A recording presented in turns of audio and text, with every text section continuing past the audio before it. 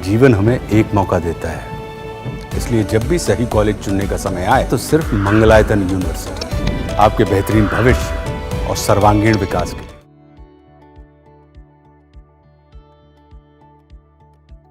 नमस्कार दोस्तों, आप देख रहे हैं जागरण जोश और मैं हूं आपके साथ Simran Rajpal. US president Donald Trump ने इंडिया पर 25% टैरिफ्स लगाने की बात कही है, लेकिन टैरिफ्स होते क्या हैं, कैसे डिसाइड किया जाता है कि किस कंट्री पर कितना टैरिफ लगना है, आज हम इस पर ही बात करेंगे। जब भी इंटरनेशनल ट्रेड और ग्लोबल इकोनॉमी की बात होती है तो टैरिफ्स एक बेहद पावरफुल टूल की तरीके से काम करते हैं। टैरिफ्स असल में इंपोर्टेड गुड्स पर लगाए जाने वाले टैक्सेस हैं, लेकिन इनका फैसला सिर्फ एक रीजन से नहीं होता। इसके पीछे कई बड़े इकोनॉमिक, पॉलिटिकल और स्ट्रेटेजिक रीजंस होते हैं। चलिए इन सारे फैक्टर्स को डिटेल में समझते हैं।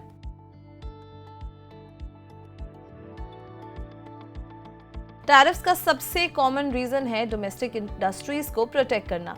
इमेजिन कीजिए, अगर चाइना से सस्ते इलेक्ट्रॉनिक गुड्स इंडिया में आने लग जाएं तो हमारी लोकल मोबाइल मैन्युफैक्चरिंग कंपनीज को नुकसान होगा। इससे बचने के लिए गवर्नमेंट चाइना के इंपोर्ट्स पर हेवी टैरिफ्स लगाती है, जिससे वो इंपोर्टेड प्रोडक्ट्स महंगे हो जाते हैं। इससे मेक इन इंडिया जैसे इनिशिएटिव्स को भी बूस्ट मिलता है और इन्फैंट इंडस्ट्रीज, जो नई इंडस्ट्रीज हैं, उनको ग्रो करने का मौका भी मिलता है जब तक वो ग्लोबल लेवल पर compete करने के लिए तैयार ना हो जाएं।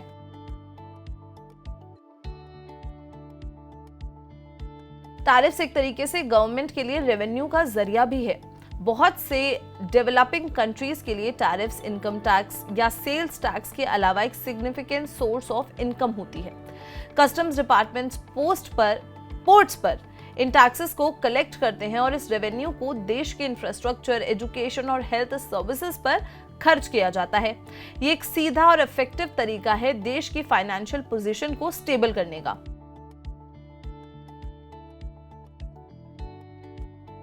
टैरिफ सिर्फ पैसों की नहीं बल्कि जियोपॉलिटिकल स्ट्रेटेजी की भी बात है।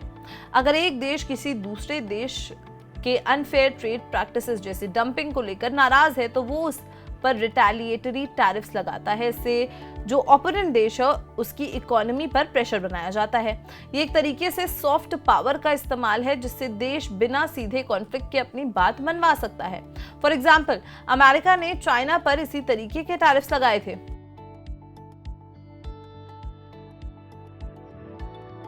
टैरिफ्स का फैसला सिर्फ इंटरनेशनल रिलेशन से नहीं होता बल्कि डोमेस्टिक पॉलिटिक्स से भी होता है। कई बार गवर्नमेंट्स अपने देश के अंदर कुछ इंडस्ट्रीज जैसे कि स्टील इंडस्ट्री या एग्रीकल्चर सेक्टर को सपोर्ट करने के लिए टैरिफ्स लगाती हैं। टैरिफ्स लगाकर उनके प्रोडक्ट्स को प्रोटेक्टेड और प्रॉफिटेबल रखा जाता है।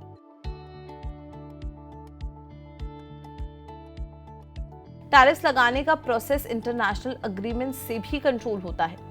वर्ल्ड ट्रेड ऑर्गेनाइजेशन यानी कि WTO जैसे बॉडीज ने कुछ रूल्स बनाए हैं, जैसे कि मोस्ट फेवर्ड नेशन यानी कि MFN प्रिंसिपल। इसके अकॉर्डिंग एक मेंबर देश को दूसरे सभी मेंबर्स पर एक जैसे टैरिफ्स लगाने पड़ते हैं, लेकिन अगर दो देश फ्री ट्रेड अग्रीमेंट्स यानी कि FTA साइन करते हैं तो वो आपस में टैरिफ्स कम या पूरी तरीके से हटा सकते हैं। इससे ट्रेड बढ़ता है और दोनों देशों को आर्थिक फायदा भी मिलता है।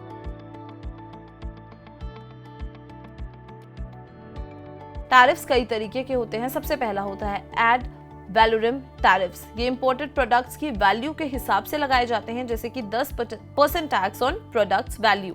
स्पेसिफिक टैरिफ्स ये यूनिट के हिसाब से लगाए जाते हैं, जैसे कि पर यूनिट या पर केजी पर एक फिक्स्ड अमाउंट। फिर आते हैं कंपाउंड टैरिफ्स। ये दोनों का कॉम्बिनेशन होते हैं और हर प्रोडक्ट की नेचर और प्राइस के हिसाब से ये डिसाइड किए जाते हैं।